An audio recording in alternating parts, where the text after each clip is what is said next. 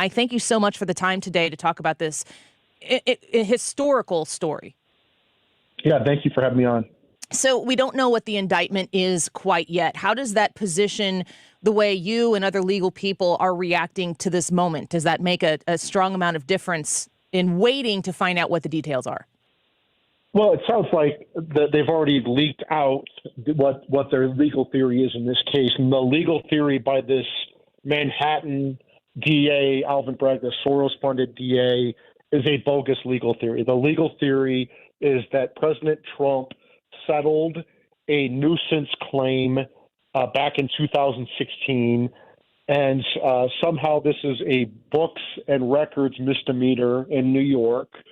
The statute of limitations would have expired like in 2018, 2 years, and they're going to bootstrap federal election law with the New York law and turn this into a New York felony somehow, that Trump was making these payments, using his own money, making payments, and somehow that's a federal campaign finance violation that Alvin Bragg's going to bring in New York. Alvin Bragg, when he worked for the New York Attorney General's office, pushed the prior Manhattan DA to decline these charges. The Manhattan U.S. Attorney previously declined these charges, and then the Federal Election Commission previously declined these charges. But now that Alvin Bragg is a politician and he took $1 million of George Soros' money to win, he's bringing these political charges. This is a malicious prosecution against President Trump. It's clearly a malicious prosecution. Even the New York Times and Washington Post, not exactly Trump fans, have thrown shade on this legal theory. It's going to backfire badly on the Democrats. And the problem here, Annie, is this might be good for Alvin Bragg in Manhattan with his, COVIDians in their coffee shops wearing their COVID masks. They'll be very happy about this, but this is very bad for the Democrat Party nationwide. And much more importantly, this is very bad for our country. They have really crossed the Rubicon here, turning us into a third world Marxist hellhole banana republic. I don't know how we come back from this. Article3project.org is where Mike Davis has more information on the efforts that they are making each and every day to advocate for the Constitution and the rule of law. The timing and the timeline, you've talked a little bit, Mike Davis, about the passes that have been taken on this case over the course of time. But there are things in play right now that put Alvin Bragg up against a ticking clock. Can you talk about the speed with which he has to go through proving in court that Donald Trump is guilty of these charges? Well, I think there's a 5-year statute of limitations for felonies in New York. I don't know how we're not beyond the 5-year statute of limitations from a settlement of a nuisance claim 7 years ago. And even Jonathan Turley, law professor, George Washington University law professor Jonathan Turley's talked about the statute of limitations problem here. But apparently, if you look at this in the light most favorable to Alvin Bragg as the prosecutor, apparently he was up against the statute of limitations deadline, and so he had to indict quickly in order to preserve the claims. This is a political charade. It's going to be a show trial. It's clearly part of the Democrats' lawfare. They have 3 fronts going against President Trump right now. They have the Manhattan DA case, which is by far the most laughable, bogus case that we just talked about. There's also Garland's special counsel, Jack Smith, looking at the non-crime of a former president, having his presidential records in the office of former president, which is allowed by the Presidential Records Act. And then you have the Fulton County, Georgia Democrat DA Fannie Willis looking at the non-crime of a president objecting to a presidential election and lobbying others to object. That is protected by the Electoral Count Act of 1887. It's also protected by the First Amendment. Jack Smith is also looking at a piece of the objection as part of his special counsel investigation. But these are all bogus investigations, Democrat investigations looking into non-crimes because they fear President Trump will beat them in the polls, so they're simply going to indict him. Mike Davis joining us right now with the Article 3 project. What about the venue with which Manhattan, man, you couldn't come up with too many places that would be set up more against the president, a jury of his peers? Is that even capable to assemble in this district? Is there any possibility for a change of venue? Well, I mean, you can try that. The problem is you have all these Trump deranged Democrats in Manhattan. You have these Trump deranged Democrats in D.C. You have these Trump deranged Democrats in Atlanta. And even worse is you have all these Democrat judges. We haven't had a Republican governor in New York. I don't even know the last time. It's been years and years and years. So all these judges appointed in New York at every level, the trial court level, the appellate court level, these are all Democrat judges. There's no chance that President Trump is going to get a fair trial. I think the key, if you want to vindicate President Trump, I think it's important that Republicans, right-thinking independents, and even right-thinking Democrats get out and vote. And they need to vote in these elections. These elections actually matter. There's an election coming up in Wisconsin that will determine the control of the Supreme Court. The Wisconsinites need to get out and vote for the Republican Supreme Court nominee. Otherwise, Republicans are going to lose control of the Supreme Court. And there goes Wisconsinites' rights to due process and equal protection under the law and free speech. That will go out the door immediately. Because, look, we're not – I say this all the time – we're not dealing with our parents' or grandparents' Democrat Party. These are not liberals who love America and just disagree with conservatives on the best way to get there. These are leftists. These are Marxists. They hate America. They hate equality. They believe in equity. They hate free speech. They believe in censorship. They hate due process. They believe in Me Too. These are people who hate America, and they're trying to destroy America. And Alvin Bragg, this Soros-funded DA in Manhattan, Fannie Willis, this Soros-funded DA in Fulton County, Jack Smith, this partisan hack who's the special counsel for Garland, these are all leftists out to get Trump. This is a coordinated effort. Mike Davis with us right now, the founder and president of the Article 3 Project, also the chief counsel for nominations with the United States Senate Committee on the Judiciary.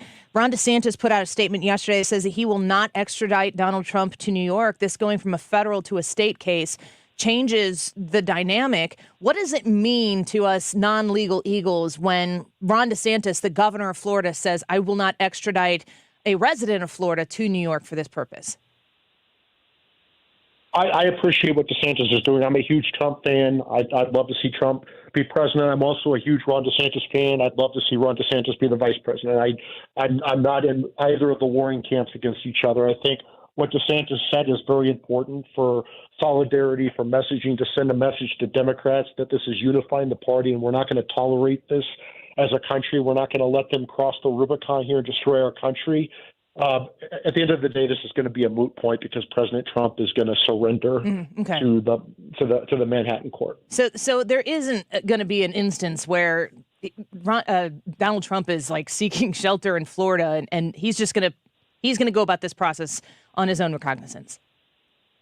I haven't spoken to President Trump about this or his lawyers about this, but I imagine from what I've seen from the news reports, it looks like Trump's going to surrender on or before Tuesday.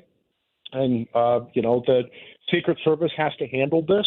You can't have a former president in handcuffs. That is a security problem. When you have a former president in handcuffs, they need to be able to evacuate him immediately. I mean, this is the problem with Alvin Bragg. He is really creating big issues with what he's doing here. Remember, how many people in his Manhattan DA's office are diverted from rapists and murderers and burglaries and carjackings because they're so Trump deranged.